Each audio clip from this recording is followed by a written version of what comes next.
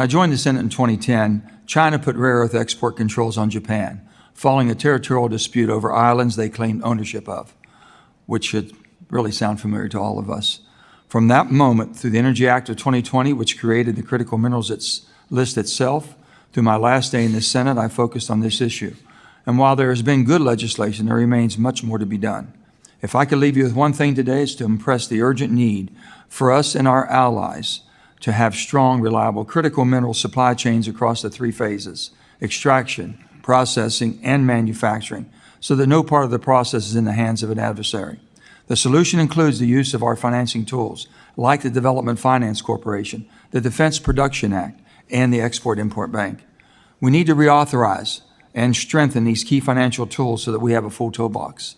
And given the committee's focus, we must keep in mind that none of this works without diplomatic engagement.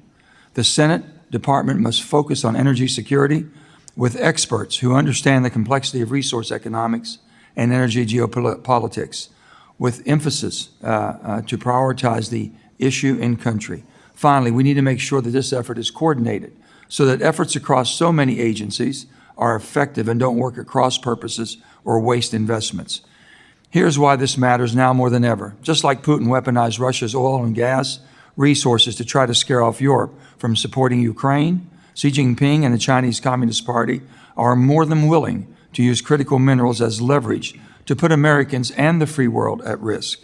They have ramped that up in earnest recently by flooding the market with oversupply, driving prices down, and leaving producers worldwide unable to compete, and then using export controls once they dominate the market. In fact, at the end of 2023, I held a hearing in the wake of the first round of China's export restrictions on gallium and germanium, two critical minerals that are needed for semiconductor fabrication. As I feared that export restrictions became a ban in the late 2024, with recent trade disputes, they have gone even further by cutting off our supplies of rare earths, antimony, tungsten, and more. That is why tariffs are so important. Tariffs are needed to protect the building blocks of our economy and national security, as well as those of our allies, from China's market distortions and economic malfeasance. That is what tariffs are for, to protect strategic industries by penalizing bad actors and keeping the U.S. prices competitive. Even worse than Europe's addiction to Russian gas, which is about 45% of supply in 2021, we are over 90% reliant on China for graphite, gallium, rare earths, over 60% reliant germanium, over 70% reliant for high-grade cobalt and nickel, and I could go on and on. And China's critical mineral grip extends around the entire globe. They control mines throughout the world, all of which feed a processing and manufacturing powerhouse that they control. So just as we cannot solve this problem alone, we are not in this mess by ourselves either. We must acknowledge that while we can provide much of the minerals we need domestically, we don't have the capacity to produce or process every mineral in the quantities that we need here in the United States, in North America, or even in a newly formed AUKUS security partnership between Australia, the United Kingdom, and the U.S. Even if capacity weren't an issue, we can't afford to spend $1 billion per mineral to support domestic suppliers. Our debt is a national security threat too, and we must come to grips with that.